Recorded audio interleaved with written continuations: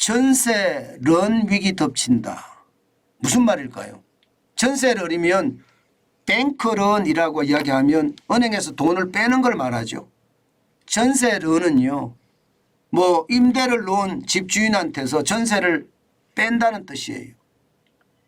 이게 여러분 시장에 어마어마한 위협으로 작동될 겁니다. 여러분 일단 이 지표를 먼저 한번 보시죠. 1월에서 3월 서울 빌라 전세 거래 감소율입니다. 29.19%입니다. 야, 엄청나죠? 여러분 전세 거래가 29.19%가 줄어들었다는 것은 저는 시장이 붕괴됐다고 보는 겁니다. 이게 한 자릿수가 줄어든다고 하더라도요, 시장은 무섭다 이렇게 이야기할 수가 있는데 29.19%가 줄어들면 시장 자체가 무너진다는 거예요. 예를 들어 간단하게 말씀을 드리면요, 빌라 3채 중에 한 채는 지금 전세 거래가 안 된다는 이야기잖아요. 그러면 빌라를 가지고 있는 사람 입장에서 이게 돈을 많이 빌렸을 거 아니에요. 그러면 그 돈 어떻게 갚습니까? 예, 빌라가 전세로 나가서 목돈으로 갚을 수도 있고, 그렇지 않으면 월세를 많이 해서 목돈으로 월세 비용으로 갚을 수가 있는데 빌라 거래 자체가 지금 줄어드니까 이거 충격이라고 보는 겁니다. 1월에서 3월에 너무 많이 줄었습니다. 2022년에는요 22,881건이 거래가 됐지만 2023년에는 만대로 떨어졌습니다. 16,203건이에요. 무려 29.19%. 실제로 29.19%가 빠진 거예요. 29.19%. 야, 이렇게 되면 여러분 전세를 놓은 사람, 집주인, 또 나아가서는 임대사업자 괜찮을까요? 여러분 전세 보증금이 역대급이에요. 굉장히 많습니다. 지금 보시는 것처럼 2022년 기준입니다. 전세 보증금이 1,058조 3천억 원이에요. 엄청나죠? 그런데 갑자기 늘어난 걸 한번 보세요. 갑자기 늘어난 거. 2017년 대비해 보면요. 37.3%가 늘어나서 287조 4천억 원이 늘어났거든요. 근데 그중에서 가장 빨리 늘어난 것은 임대차 3법이 도입되기 요 2020년 시기예요. 968조 9천억 원이 엄청나게 빨리 늘어났잖아요. 이게 798조 7천억 원에서 968조 9천억 원이면 적어도 말입니다. 적어도 170조가량 늘어났잖아요. 1년 만에. 1년 만에 전세 보증금이 170조 늘어났습니다. 거기에다가 말입니다. 2020년에서 2021년 사이에도 거의 말입니다. 거의 뭐 100조가량 늘어났나요? 100조. 그러면 3년 사이에 지금 늘어난 게 250조 이상은 늘어났다는 거잖아요. 250조. 그러면 전세 나 더 이상 안 살겠다. 이렇게 빌라로 시작이 돼서 말입니다. 이게 아파트까지 확장되면 어떻게 될까요? 저는 어마무시한 위기가 온다고 생각합니다. 이 전세론 위기는요, 저는 전세 사기의 어떤 상황보다 훨씬 더 심각하다고 생각해요.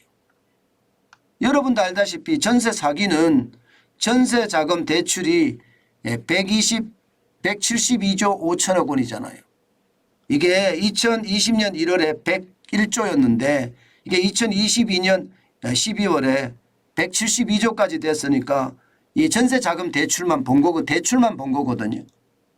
저 대출만 봤을 때 이 정도면 여기서 사기가 났다고 하더라도 전세 자금은 대부분 대출받아서 일어난 게 많으니까 여기에다 맞출 수 있거든요. 물론 이것도 금액이 적지는 않습니다. 2020년 1월에서 2022년 12월까지 비교해 보면 71조 5천억 원이 늘어나서 굉장히 많이 늘어난 건 사실이에요. 그렇지만 이 늘어나는 것보다가 전세 보증금이 늘어난 건 더 심각하다는 거죠. 결국 임대차 3법이 저는 다 망쳤다고 보는 거예요. 전세 이거 막기 이거 진짜 쉽지 않습니다. 임대차 3법이 아니라는 사람들도 많아요.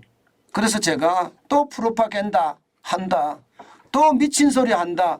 저는 그런 생각 죄송합니다. 이게 자꾸 입에서 그냥 좀 센 말이 계속 나오네요.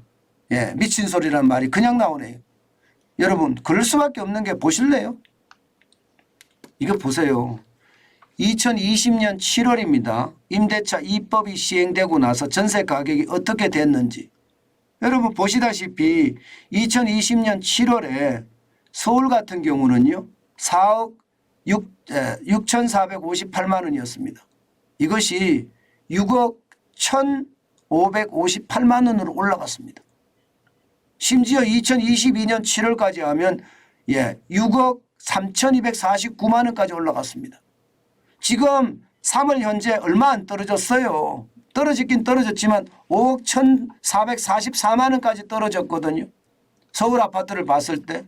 그러면 너무 갑작스럽게 올라가서 지금 떨어지니까 모든 게 깡통 전세나 역전세나 뭐 시가보다 실제로 전세값이 더 높은 것을 깡통 전세라고 하거든요. 이게 역전세라고 이야기하는 거거든요.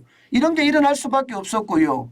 이렇게 일어나는 데다가 전세 사기까지 툭 터지니까 지금 위기가 굉장히 심각하게 가는 모양새입니다. 여러분 서울의 아파트도 이렇지만 연립도 보세요. 연립도 마찬가지거든요. 연립이 지금 터져 있는 상태잖아요.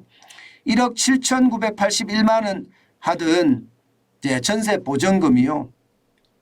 임대차 3법이 되고 나서는요. 2억 4,300만 원까지 갔고요. 올 작년 7월까지는 2억 4,546만 원까지 올라갔습니다.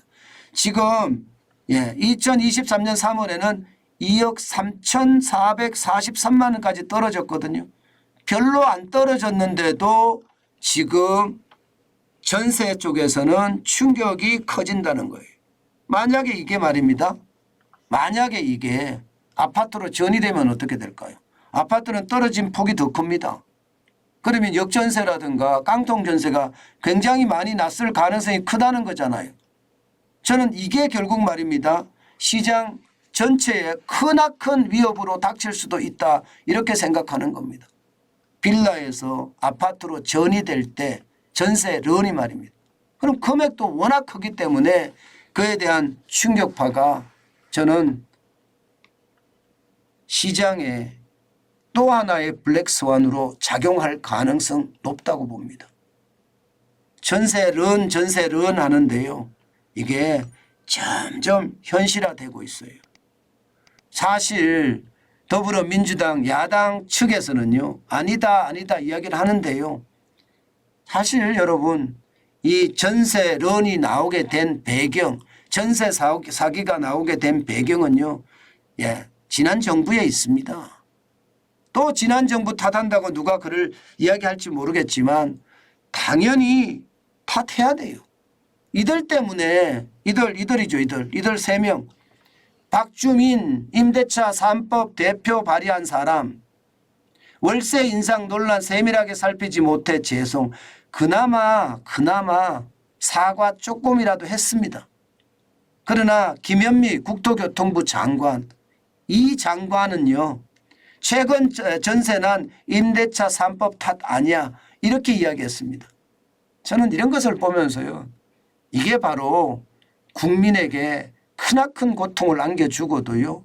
반성하지 않는 진보라고 그러긴 그런 것 같아요. 반성하지 않는 뭐 진보들의 성격이라고 할까요? 저는 좌파들이 반성 안 한다고 생각하거든요. 자기 일을 항상 정당화시키니까. 저는 이것을 보면서요. 참 심각하다. 김상조 여기도 마찬가지 임대차 3법을 통과시킬 때 청와대 정책실장을 했는데요. 참 심각하다. 그런데 본인은 말입니다. 임대차 3법이 발의되기 전에 전세값 인상했습니다. 참 내로남불이 따로 없죠. 저는 이런 것을 보면서요. 시장의 위기는 만들어 놓은 사람들이 그에 대한 사과는 제대로 하지도 않고 이 위기가 자기 탓이 아니라 윤석열 정부에 뒤집어 씌우려고 하는 것을 보면 가소롭기까지 합니다. 참 국가 운영하는 사람들의 책임감이 없구나. 저런 사람들을 믿고 나라의 정책을 맡겼다는 게 우리의 잘못이다. 저는 그런 생각밖에 못합니다. 우리가 선택을 했기 때문에 그들이 가서 한 거고 그들이 가서 나라 경제를 다 망치고 있는데도 어느 하나 저항하지 못하고 그대로 통과가 된 것도 참 안타깝게 그지없습니다.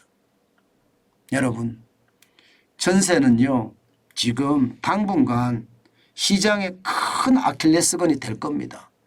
이게 블랙스완이라고 이야기하는 우리가 보지 못했던 위기가 크게 다가올까 사실은 두렵습니다. 우리가 시장을 냉철하게 바라보면서요 윤석열 정부가 잘 대응하기를 기대해 봐야 되겠습니다.